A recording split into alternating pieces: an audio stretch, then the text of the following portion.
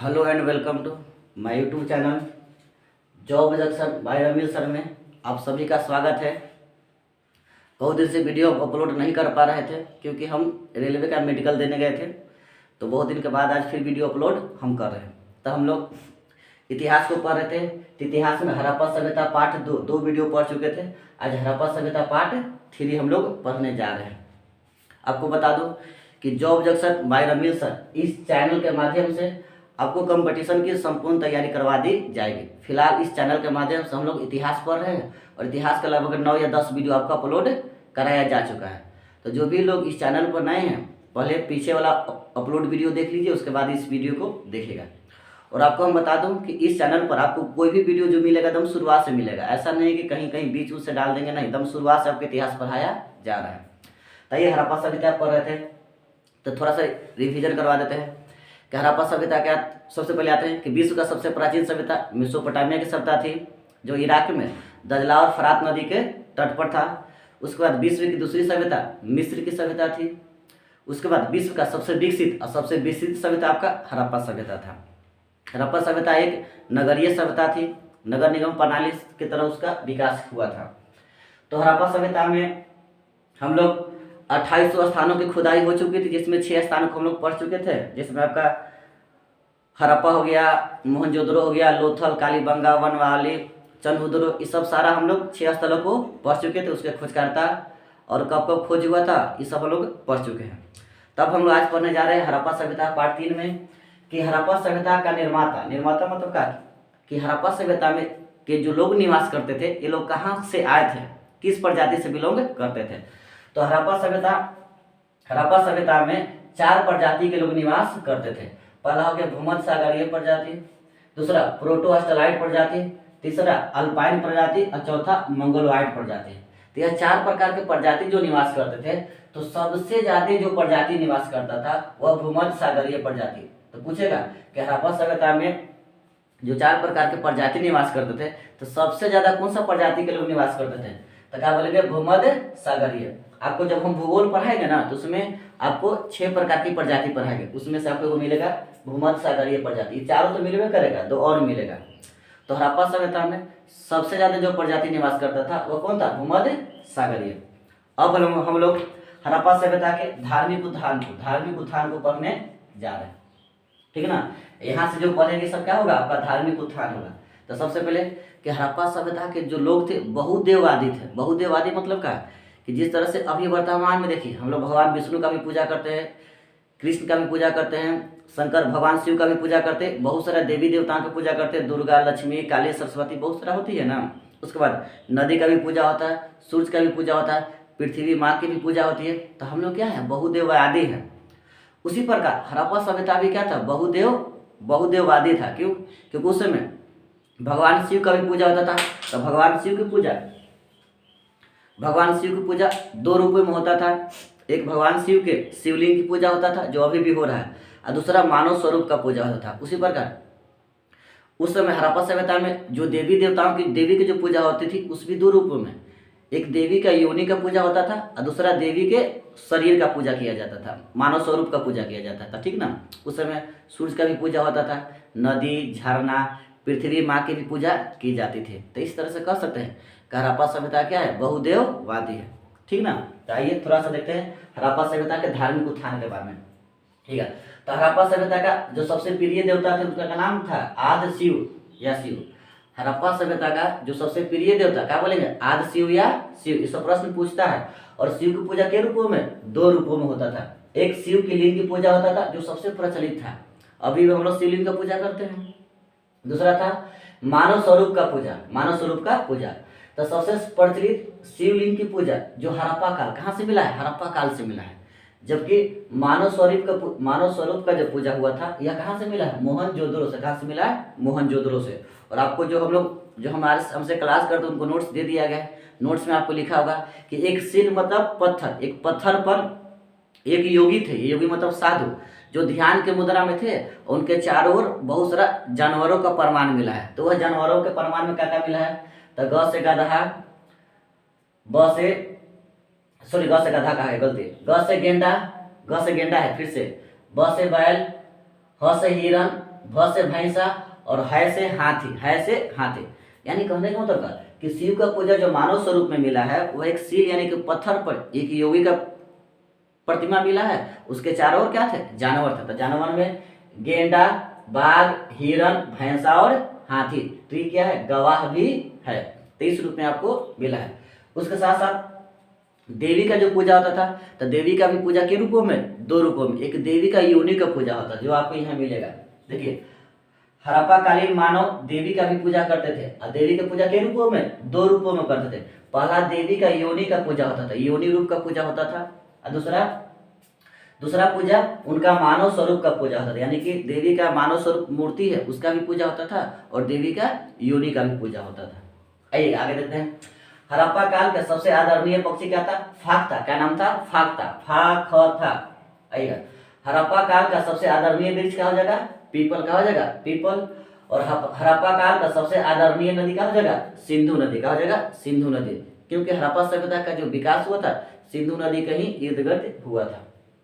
आइएगा, भारत में पहला मूर्ति पूजा का प्रमाण हड़प्पा काल में देखने को मिला था। ये भी प्रश्न पूछ चुका है कि पहला बार मूर्ति का जो प्रमाण मिला है किस काल में मिला है, तो हड़प्पा काल में मिला है, याद रखिएगा। अब देखिए यहाँ से 2-3 प्रश्न बहुत ही इंपॉर्टेंट है कि भारत में जो मूर्ति का प्रमाण मिला है हड़प्पा काल में मिला है, लेकिन हड़प्पा काल में मंदिर का प्रमाण नहीं मिला है। याद रखिएगा, मूर्ति का प्रमाण मिला है लेकिन मंदिर का प्रमाण नहीं मिला। आपको लग रहा होगा कि मूर्ति है तो मंदिर में तो होगा ही होगा, लेकिन सिर्फ मूर्ति का प्रमाण मिला है, मंदिर का प्रमाण नहीं मिला है। उसी प्रकार मिस्र की सभ्यता, यहाँ क्या लिखा हुआ, मिस्र की सभ्यता और मेसोपोटामिया की सभ्यता में मूर्ति का भी प्रमाण मिला है और मंदिर का भी प्रमाण मिला है। तो याद रखिएगा कि मिस्र की सभ्यता और मेसोपोटामिया की सभ्यता में मूर्ति का भी प्रमाण मिला है, मंदिर का भी प्रमाण मिला है, जबकि हड़प्पा काल में सिर्फ मूर्ति का प्रमाण मिला है, मंदिर का नहीं। आइएगा, आते हैं। हड़प्पा सभ्यता के लोग बहुदेववादी थे, जो अभी हमें पढ़ा चुके हैं, और यहाँ पर देवी देवता दोनों की पूजा करते थे, इसलिए इसको क्या कहा गया, बहुदेववादी थे। आइएगा, मूर्ति कला के गर्भ से निकला पौधा दिखाया गया। हड़प्पा काल का जब खुदाई किया गया तो मूर्ति कला, जो मूर्ति का प्रमाण मिला उसके गर्भ से पौधा को दिखलाया गया, और लोग का यह मानना है कि वह जो मूर्ति कला से जो पौधा निकला है वो हो न हो आपका जो माता पृथ्वी होगी, क्या होगी, क्या कि पृथ्वी के गर्भ से ही पौधा निकलता है, पृथ्वी के गर्भ से ही पौधा का विकास होता है। तो वही लिखा हुआ है कि मूर्ति कला के गर्भ से निकला पौधा को दिखाया गया है, और यह संभवतः पृथ्वी देवी की प्रतिमा है। यह संभवतः किसकी प्रतिमा है, पृथ्वी देवी की, क्योंकि पृथ्वी के गर्भ से ही पौधा का विकास होता है और पौधा का मतलब निर्माण विकास होता है, याद रखिएगा। आते हैं, नील नदी की देवी को आइसिस की पूजा करते थे। तो देखिएगा अभी हम पढ़ा चुके हैं कि हड़प्पा के सभ्यता और मिस्र के सभ्यता यह दोनों मातृसत्तात्मक था। याद रखिएगा, हड़प्पा सभ्यता और मिस्र के सभ्यता ये दोनों कैसा था, मातृसत्तात्मक, यानी कहने का मतलब का कि यहाँ पर महिलाओं की प्रधानता ज्यादा थी। तो हड़प्पा काल में भी देवी की पूजा हो रहा है, तो इसको क्या बोलेंगे, मातृसत्तात्मक। और आपको ये भी बता दें कि हड़प्पा काल की जब खुदाई किया गया हड़प्पा सभ्यता का, तो बहुत सारा मृण मूर्ति मिला, यानी कि मिट्टी के बना हुआ बहुत सारा मृण मूर्ति मिला है। तो मृण मूर्ति से यह भी पता चला है कि हड़प्पा काल कैसा था, मातृसत्तात्मक। कैसा था, मातृसत्तात्मक। तो हड़प्पा की सभ्यता और मिस्र की सभ्यता कैसा है था, मातृसत्तात्मक, जबकि मेसोपोटामिया की जो सभ्यता था यह पिता प्रधान था, यानी पैतृक सत्तात्मक था। वहां पर ही आपका पुरुष प्रधान देश कह सकते हैं, पुरुष प्रधान क्षेत्र कह सकते हैं। यहाँ पर आपका मृण की मूर्ति, महिला की जो मूर्ति है वह उतना मिला नहीं है। तो मेसोपोटामिया की सभ्यता पिता प्रधान था, पैतृक सत्तात्मक था, जबकि हड़प्पा और मिस्र की सभ्यता मातृक सत्तात्मक था। तभी तो मिस्र की सभ्यता में नील नदी की जो देवी थे उसको आइसिस की पूजा करते थे, यानी कि आपका मिस्र की सभ्यता में, मिस्र की सभ्यता का विकास कहाँ हुआ था, नील नदी के तट पर ना। तो नील नदी के तट पर जिस देवी की पूजा करते थे उसे क्या कहा गया, आइसिस की पूजा। क्या कहा गया, आइसिस। तो पूछेगा कि मिस्र के सभ्यता में नील नदी के देवी के रूप में जो पूजा किया गया है, देवी के रूप में जो पूजा किया गया है, क्या कहा गया, उसको आइसिस कहा गया है। आइए आगे बढ़ते हैं, ठीक ना। अब आते हैं, हड़प्पा सभ्यता से मूर्ति का प्रमाण मिला है, मंदिर का प्रमाण नहीं मिला। देखिए मंदिर के बाद काट दिया गया, यानी कि मंदिर का प्रमाण नहीं मिला। जब मिस्र और मेसोपोटामिया की सभ्यता से मंदिर और मूर्ति दोनों मिला है, मंदिर और मूर्ति दोनों मिला है। आइएगा, हड़प्पावासी प्रकृति की पूजा में विश्वास करते थे, ये भी याद रखिएगा। हड़प्पावासी जो थे इस नेचर को, प्रकृति को, नदी को, झरना को, ये सबको क्या करते थे, पूजा करते थे।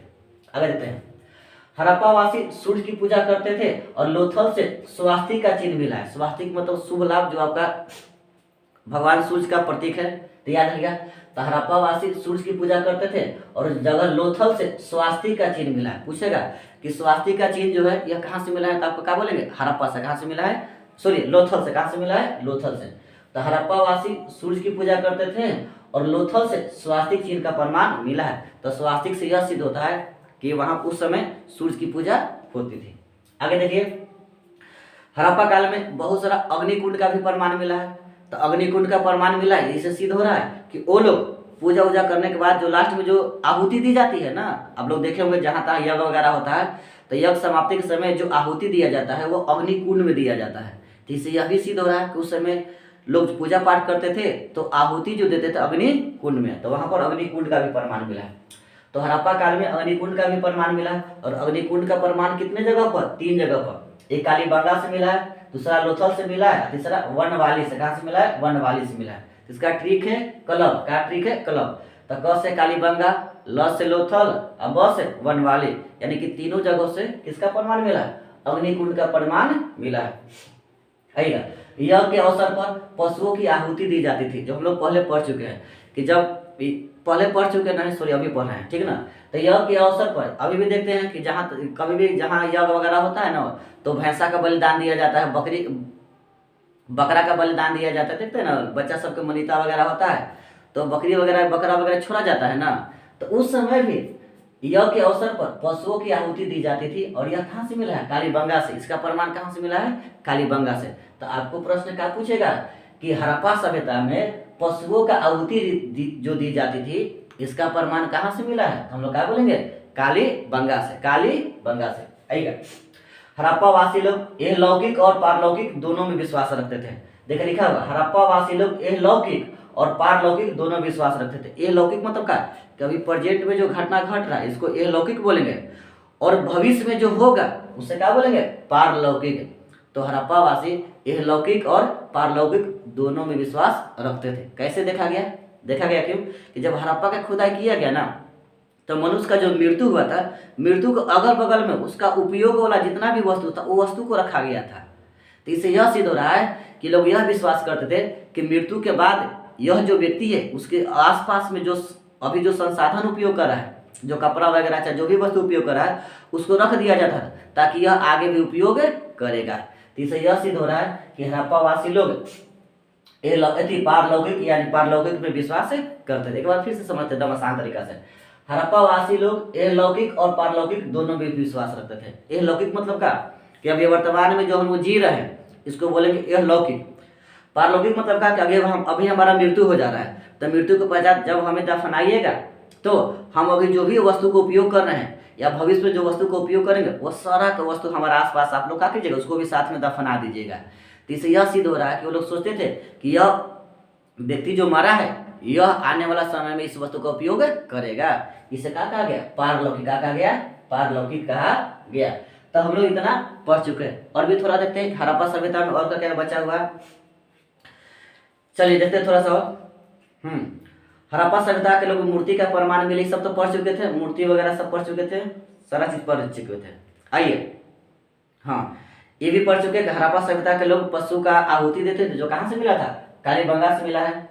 ये लौकिक पारलौकिक पढ़ चुके थे। थोड़ा सा एक लाइन और बचा हुआ है कि हड़प्पा सभ्यता के उत्खनन से बड़ी तादाद में ताबीज मिला है। अभी भी देख रहे हैं कि आदमी डॉक्टर से ज्यादा आपका भगत इस सब पर, भगत वगैरह जो होता है ना, जो ताबीज वगैरह बनाता है, तो यह जो ताबीज का जो प्रचलन है हड़प्पा काल से ही आ रहा है। ठीक ना, ऐसा नहीं कि हम लोग नया इसका इन्वेंशन किए है, यह प्राचीन काल से चलते आ रहा है। तो हड़प्पा सभ्यता के उत्खनन से बड़ी मात्रा में ताबीज मिला है, जिससे यह अनुमान लगाया जाता है कि हड़प्पा सभ्यता के लोग भूत प्रेत में विश्वास रखते थे। तो इससे यह सिद्ध हो रहा है कि हड़प्पा सभ्यता के लोग क्या करते थे, भूत प्रेत पर विश्वास रखते थे। तो ये सारा चीज हम लोग क्या किए, पढ़ चुके हैं।